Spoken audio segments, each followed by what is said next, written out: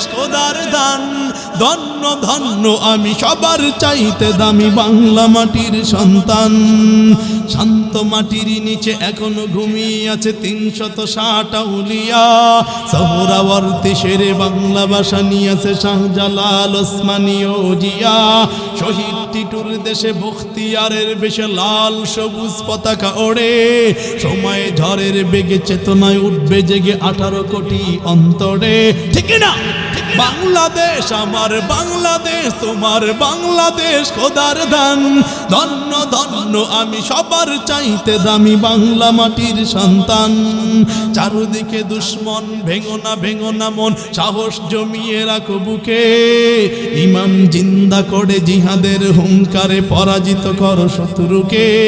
চারদিকে গাদ্দার ভিনদেশি রাজাকার সজাগ দৃষ্টি রাখো সবে, সকল মির্জাপুর বিদেশি গোলাম চোর রুখতে তাদের আজ হবে। ঠিক না?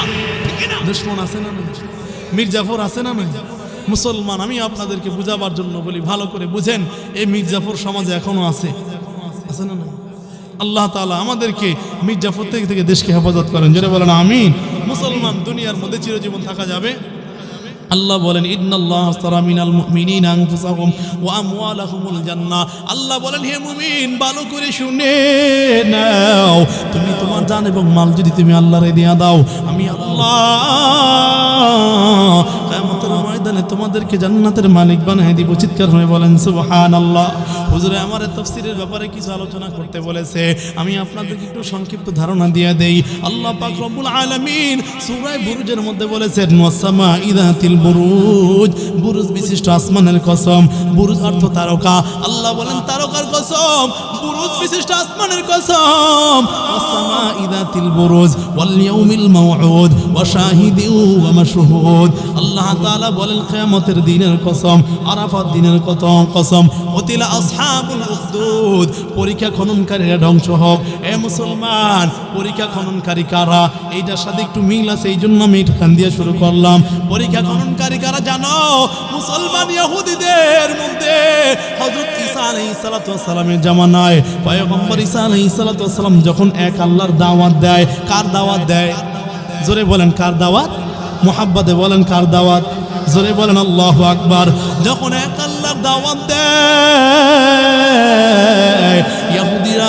ইহুদিদের মধ্যে পয়গম্বর ঈসা আলাইহিস সালাতু ওয়াস সালাম যখন নাকি এক আল্লাহর দাওয়াত দিয়েছে, ওই জামানার মধ্যে কতিলা আসহাবুল উখদুদ। আল্লাহ বলেন উখদুদবাসীরা ধ্বংস হোক। উখদুদ কারা? যারা পরীক্ষা খনন করেছে। পরীক্ষা কারা খনন করেছে? এটা বিস্তারিত বলতে গেলে এই ঘটনাটা আপনাদেরকে একটু বুঝাইতে হবে রে বাবা। আল্লাহ বলেন উখদুদবাসীরা ধ্বংস হোক। উখদুদ কারা? যারা পরীক্ষা খনন করেছিল। পরীক্ষা কারা খনন করেছে এটা বুঝাবার জন্যই আমি এটা বলতেছি।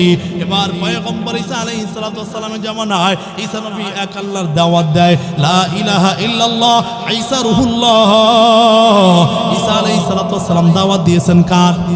মুহাব্বতে বলেন কার? আপনারা যে একটু আওয়াজ দেন আমার আলোচনা করতে সহজ হবে, আর না হয় জোর করে ঠেকায় রাখি আপনাদের আলোচনা করার মেজাজ আমার নাই রে বাবা। ঈসা নবী দাওয়াত দিয়েছেন কার? জোরে বলেন কার? আরো জোরে বলেন আল্লাহু আকবার। এক আল্লাহ দাওয়াত দিয়েছেন। ওই জামানার মধ্যে একজন বাদশা ইউসুফ-জুনাওয়াজ, ওই ইউসুফ-জুনাওয়াজ হলো জালেম বাদশা, ঘোষণা করে দিল এই এমন দেশের মধ্যে তোমরা কেউ এক আল্লাহর ইবাদত করতে পারবা না। যদি ইবাদত করতে হয় আমি বাদশার কদমে সিজদা করতে হবে, মূর্তির পূজা করতে পারবা, এক আল্লাহর ইবাদত করা যাবে না। ওই জামানার মধ্যে দুইজন বাদশা ওই জামানার মধ্যে যখন ঘোষণা করে দিল, এই বাদশা মনে মনে চিন্তা করে কয় আমি যেন বাদশাই চিরদিনের জন্য থাকতে পারি, এই বাদশাই যেন কেউ নিতে না পারে। এই জন্য উজিরে ডাক দেয়া কয়, উজির ও উজির, আমার বাদশাই কেমনে রাখা যায়? উজির কয় তাহলে ভালো একজন বুদ্ধিমান ছেলে নিয়ে আসেন। এবার বুদ্ধিমান একজন ছেলে আইনা বাদশার কাছে দিল। বাদশা এই ছেলেকে দিয়া আপনার রাজদরবার ধরে রাখা যাবে। এই ছেলেকে কি করতে হবে? ওরে জাদুবিদ্যা শিক্ষা দেন। এবার ছেলেকে জাদুবিদ্যা শিক্ষা দেওয়া হলো। এবার এই ছেলের নাম হলো আব্দুল্লাহ ইবনে তামির। আব্দুল্লাহ ইবনে তামির জাদুবিদ্যা প্রতিদিন শিখতে যায়। একবার যাইতে যাইতে ওই জামানার মধ্যে একজন পাদ্রী ছিল। ওই পাদ্রীর বাড়ির সামনে দিয়ে একদিন যায়। পাদ্রী ওখানে বৈশা ঈসা আলাইহিস সালামের কিতাব ইনজিল কিতাব তেলাওয়াত করতেছে। যুবকের দেখা মনে মনে ভালো লেগে গেছে। এবার যুবক বৈশা বৈশা কিছুক্ষণ সময় তেলাওয়াত শুনলো, ইনজিল কিতাবের তেলাওয়াত। এবার যুবক তেলাওয়াত শুনিয়া যুবক যখন আবার ওই বাচ্চার কাছে চলে গেল, ইউসুফ নওয়াজ এই জালেম বাচ্চার কাছে যুবক যায়, আবার জাদুঘরের কাছে গিয়া জাদুবিদ্যাও শিখে। এখানে তেলাওয়াত শুনে আবার ওখানে গিয়ে জাদুবিদ্যাও শিখে। এবার ইউসুফ নওয়াজ এই বাচ্চার কাছে গিয়া যখন জাদুবিদ্যা শেখার পর এই যুবক দুইটারে মিলাইলো, কোনটা হক, বাচ্চার ধর্ম হক না ঈসা আলাইহিস সালামের ধর্ম হক, পাদ্রীর ধর্ম হক, হক কোনটা দ্বিধাদ্বন্দ্বের মধ্যে পড়ে গেল। এবার একদিন এই যুবক সন্তান রাস্তা দিয়ে হেঁটে যায়, যাওয়ার পর দেখাইয়া দেখে রাস্তার মধ্যে বড় একটা বাঘ রাস্তার মধ্যে শুয়ে আছে।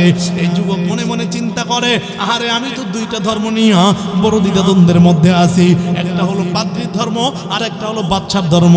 বাচ্চা কয় মূর্তির ধর্ম, এক আল্লাহকে বাদ দাও, মূর্তির পূজা করো, আমার কদমে সেজদা করো। আর পাদ্রী কয় এক আল্লাহর ইবাদত করো, দুনিয়া সব মূর্তি বাদ দাও।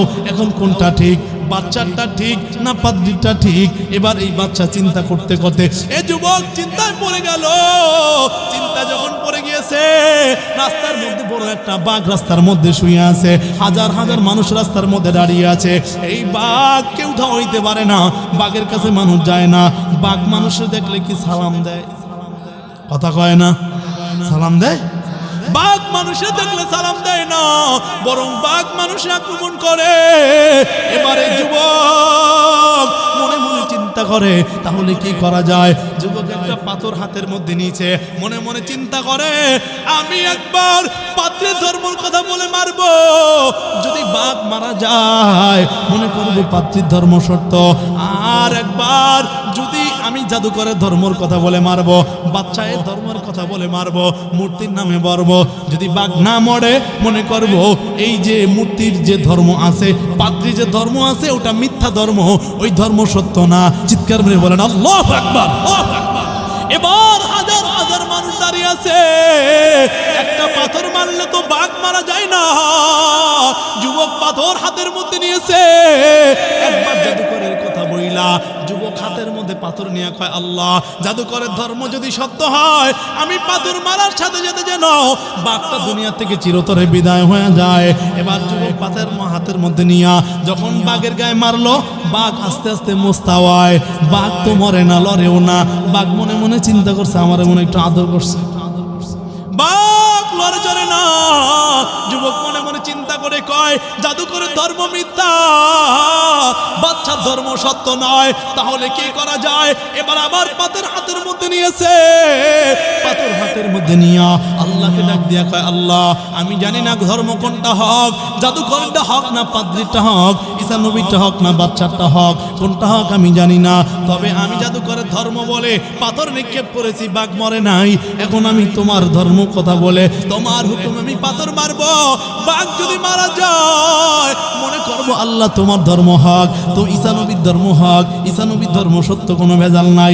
এইটা নিয়া এবার যুবক যখন আল্লাহু আকবার বলে পাথর বাঘের গায়ে নিক্ষেপ করেছে, সাথে সাথে বাঘ দুনিয়া থেকে চিরতরে বিদায় হয়ে গেছে। চিৎকার করে বলেন আল্লাহু আকবার, আল্লাহু আকবার। হাজার হাজার মানুষ আশ্চর্যান্বিত, পাথর মারলে বাঘ কি মারা যায়। এবার মানুষেরা আব্দুল্লাহ ইবনে তামিরের কাছে পেট ব্যথা নিয়ে যায়, ফুদায় ভালো হয়ে যায়, মাথা ব্যথা নিয়ে যায়, ফুদায় ভালো হয়ে যায়, এবার সব ভালো হয়ে যায়।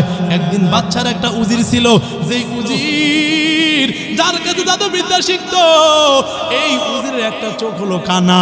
এই উজির ওই আব্দুল্লাহ ইবনে তামিরের কাছে গিয়া কয়, ও আব্দুল্লাহ ইবনে তামির, আমার তো একটা চোখ কানা, তোমাকে আল্লাহ যে অলৌকিক ক্ষমতা দিয়েছে, যে পাওয়ার দিয়েছে, এই পাওয়ারের বদৌলতে তুমি আমার চোখ দুইটা ভালো করে দাও, আমার চোখটা তুমি ভালো করে দাও। এবার আব্দুল্লাহ ইবনে তামির ডাক দিয়া কয়, ভালো করার মালিক তো আমি না, ভালো করার মালিক কে? মুহাব্বতে বলেন, জোরে বলেন কে? আর জোরে বলেন কে? ভালো করার মালিক তো আমার আল্লাহ। আল্লাহ চাইলে ভালো করতে পারে, আর না হয় ভালো করতে পারবো না। এবার আব্দুল্লাহ ইবনে মেয়েটা আমার ডাক দিয়ে কয়, উজির ভালো করে শুনে নাও, ও উজির ভালো করে শুনে নাও, আমি ভালো করতে পারবো, তবে বাচ্চা যেন না জানে, বাচ্চার কাছে তুমি বলবা না। বলে না, বাচ্চার কাছে আমি বলবো না। এবার আব্দুল্লাহ ইবনে তামির উজিরের হাতে যখন, উজিরের চোখে যখন হাত দিয়েছে, আল্লাহর কি কুদরতি কারিশমা, সাথে সাথে উজিরের চোখ ভালো হয়ে গেছে। চিৎকার করে বলেন আল্লাহু আকবার। এবার উজিরের চোখ ভালো হয়ে গেছে। উজির যখন বাচ্চার দরবারে গিয়েছে, তাকায় দেখে বাচ্চা, উজিরের দুইটা চোখ ভালো। উজির, তোর চোখকে ভালো করলো। উজির বলতে চায় না, উজির নির্যাতন করতেছে, উজির বলতে চায় না। উজির ডাক দিয়ে